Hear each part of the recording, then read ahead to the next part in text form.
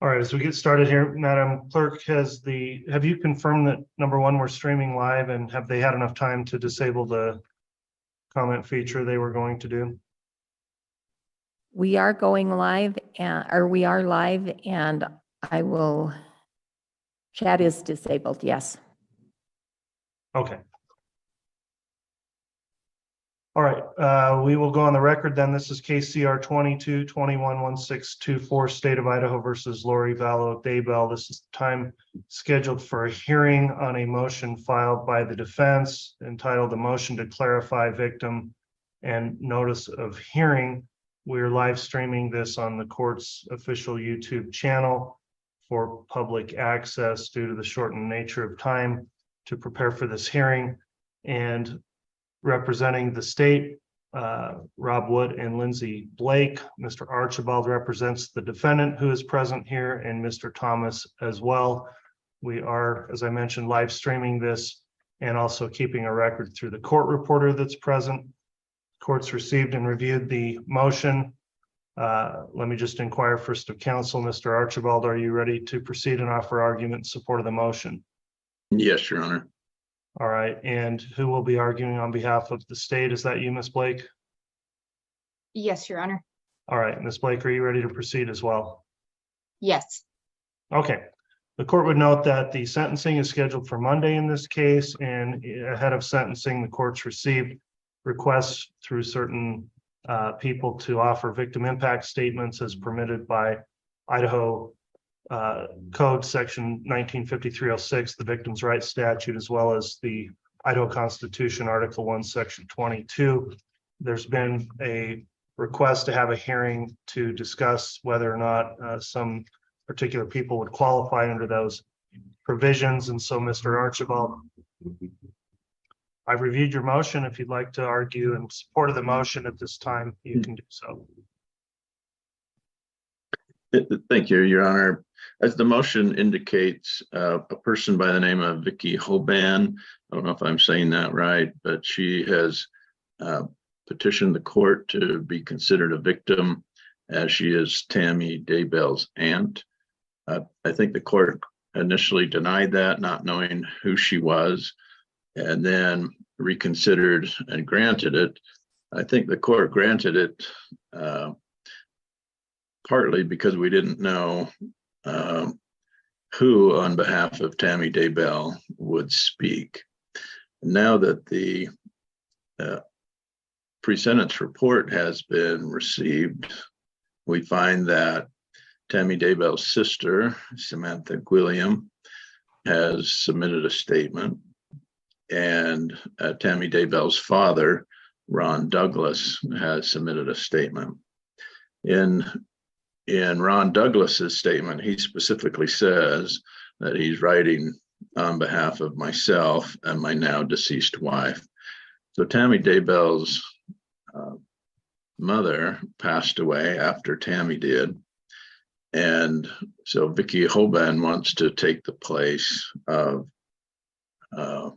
Tammy's mother by claiming to be a victim and wanting to be heard by the court as a victim. I don't think the law allows that. I think the law specifically excludes aunt. And so if Tammy Daybell had no one speaking on her family's behalf, I think the court's current order would be appropriate. But now that Tammy Daybell's sister and father have now spoken, and Tammy Daybell's father specifically stating, I'm writing on behalf of myself and my now deceased wife, I think that there's no provision for the court to consider an aunt as a victim able to speak on behalf of the Tammy Daybell family. So I know she's interested in the case. I don't know her personally. I don't have anything against her. I'm merely asserting the law, and the law, I believe, does not allow this. So I'd ask the court to reconsider or amend its order prohibiting a victim impact statement from Vicki Hoban. I see that after I filed this motion, we actually received her statement, though it is now submitted to the court and would need to be stricken. I don't have anything else. All right, thank you, Mr. Archibald. Ms. Blake, what's the response from the state on the motion?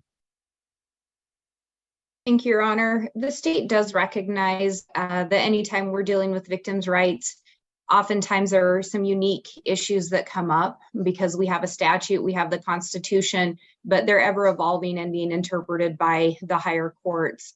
We also recognize this court has turned to a Idaho court decision to assist in making a determination as to who should be considered victims with regard to a homicide.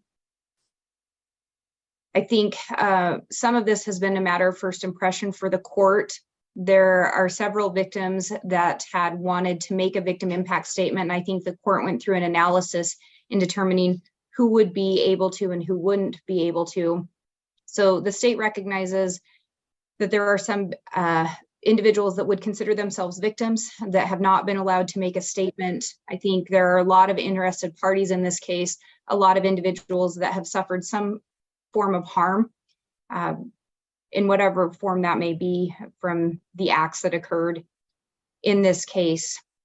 With regard to this particular motion, I think the state is really without a legal basis to make any kind of an objection or argument one way or the other. So on this issue, we will simply leave it to the court's discretion while we recognize that this is a somewhat a matter of first impression to at least some degree. We'll leave it to the court's discretion for that determination. All right, so to clarify, Ms. Blake, you're not stipulating to me granting the motion, is that correct? You're just arguing that you don't believe you have grounds to object to it, or I guess I do want to further kind of pin you down on the state's position here, whether it's a stipulation that the motion should be granted or just simply leaving to the court's discretion. Let me sort it out. Yes, Your Honor, the state would not be stipulating. I think we're in that unique situation where the state does not technically represent the victims in the case any more so than as part of the general public for our representation. So we're always in a little bit of a precarious situation when it does come to victims' rights and what positions the state can take, what arguments we can make. But as far as the motion brought by Mr. Archibald, I don't think there's a legal basis for the state to make any kind of an objection. So we're not stipulating to it. We're simply leaving it in the court's discretion. All right, I appreciate your argument then. Mr. Archibald, would you like to offer any rebuttal argument? No, Your Honor. All right. I've been researching the issue, obviously, for some time in this case since it came up. The court, as it notes, is constrained in some ways through the Idaho case law, as well as the Article 1, Section 22 of the Idaho Constitution and the Victims' Rights Statute under Idaho Code 5306. And in this case, the court received a request initially, I believe coming through, not necessarily from the state, but through the prosecutor's office of a individual indicating they wish to make an impact statement, Vicki Hoban. And the court went through an analysis and entered an order allowing for her to give a statement. The court initially was under the impression that there were not going to be any statements made on behalf of the deceased victim in this case, Tammy Daybell.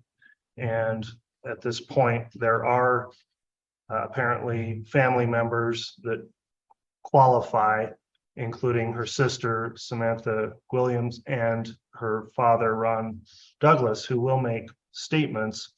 So then the question becomes whether or not that changes the rationale or whether the court would permit or allow Vicki Hoban to make an impact statement. As an initial point, I would indicate that by making these rulings and determinations, the court has never tried to minimize or not understand how far-reaching the impact can be in a murder case for family members, friends, associates, others that knew victims of this particular crime. Idaho does, however, have limitations on who's permitted the rights under the victim rights statute and the Constitution, because they essentially get some privileges that wouldn't otherwise be afforded to normal people without those privileges, such as being able to make a statement without being required to be placed under oath or cross-examined on the statement. The court would note there's a policy behind allowing victims to be heard. One case that the court considered is a case called State versus Leon, 142 Idaho 705. And the issue is a little bit different there, talking about whether or not a DVD or video presentation was permissible as part of a victim impact statement. And really the focus in that case was on what it means to be heard. Under Idaho Code 195306E, the court, the victim statute does indicate the term heard, that a victim has a right to be heard. So I'll note that this is just by analogy, but some of the language in that talks about, in that case, the discretion, the victim's right to be heard conforms with the discretion traditionally afforded a trial court to consider a wide range of information at sentencing. Says it's fundamental that a sentencing court may properly conduct an inquiry broad in scope, largely unlimited, either as to the kind of information it may consider or the source from which it may come. And that cites a case, Payne versus Tennessee, and also Matson 123 Idaho 625. This is the State Leon case. Further goes on to state the sentencing judge is presumably able to ascertain the relevancy and reliability of the broad range of information and material which may be presented to it during the sentencing process, and to disregard the irrelevant and unreliable. And the information conveyed by a victim exercising his or her right to be heard serves this purpose by relating the victim's personal characteristics and the impact of the murder on the victim's family. And that cites again to the State versus Payne case. And then finally, victim impact information gives the court knowledge that is helpful for determining the proper punishment and prevents relegation of the victim to the status of a, quote, faceless stranger. So there's certainly a policy that applies towards letting those that would be designated as victims to make impact statements. The technical issue here is who qualifies and who is allowed to be a victim pursuant to the statute in this case.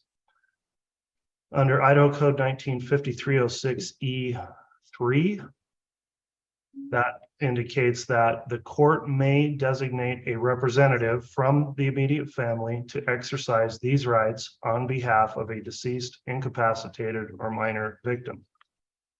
In this case, the court has already made a ruling that Vicki Hoban is not technically a victim. What she would be pursuant to the court's order was a designated representative under Idaho Code 195306E, and the designated representative of Tammy Daybell's now deceased mother. When I look at the language of the statute and the case law, what I don't find is any limiting language stating that this designation of a representative can only apply if there's an absence of anyone else to make a statement.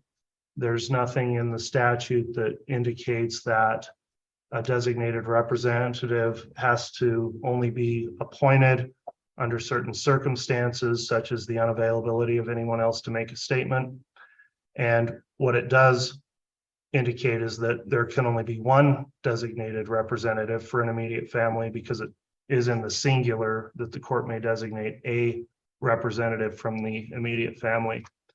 But there's no mutually exclusive language in any case law I've seen stating that once there is an immediate family member, then designation of a representative is not permitted. And so when I consider the broad-ranging policies of allowing victims to make statements here, and I'll note that some of the Idaho case law is more stringent, I think, in a capital case where the jurors make the ultimate determination. I do believe the case law supports that a trial court judge has some broader discretion in considering relevant and pertinent information for sentencing, such as was stated in that State versus Leon case. So without finding any case law or statutory language that makes the appointment of a designated representative mutually exclusive, and I do think this is probably a case of first impression in Idaho, I am going to deny the motion and allow that Vicky Hoban's statement may be considered as a victim impact statement. Not that she's the victim, but she is the designated appointed representative of Tammy Daybell's mother, who is now deceased. And so in the absence of any other authority that's been cited to the court or any statutory language, I don't believe it's error to permit that statement to be made. I will, however, leave it up to the discretion, of course, of the prosecution as to whether or not you think she should make any further comment or statement at the sentencing hearing, or whether the court would consider the addendum to the PSI, which was submitted as a written statement, which I do consider to be permissible given this analysis. So the ruling is I am going to deny the motion and will permit her as a designated representative to provide a statement in support of sentencing. That'll be the ruling then on the motion. Unless there's any questions from council, I think that will conclude the matters we needed to argue this morning. Mr. Archibald, anything further from the defense then this morning? No. All right. Does the state have anything further to bring up, Ms. Blake? Your Honor, maybe just for clarification, the court had indicated something would be up to the state with regard to additional statements. Yeah, in other words, I don't know if she's going to make an in-person statement during sentencing or not. And that's just up to the state to advise her based on my ruling as to whether or not. I don't even know if she intends to do that. Okay, thank you, Your Honor. And I don't know, we can get an answer for the court of what her intention is. All right, counsel, one last thing while we're on the line then here, we do have sentencing scheduled for Monday. I'm anticipating and have planned that we'll get that done in a day. Is it looking from your estimation of what's going to occur like you think we'll be able to conclude that in a one-day hearing? Let me start with maybe you, Mr. Wood. Yes, Your Honor, I believe we'll be able to do one day. All right. Mr. Archibald or Mr. Thomas, do you think we're able to get sentencing concluded in a day? Yes. Okay, well, I appreciate your input on that. We don't need to necessarily stop at the end of normal business hours if it's going to take longer. I just think it becomes a lot more planning necessary and interferes with other calendared issues if we go further. So we will plan on starting on time, and I'll see counsel then in court this Monday for sentencing. We'll be in recess.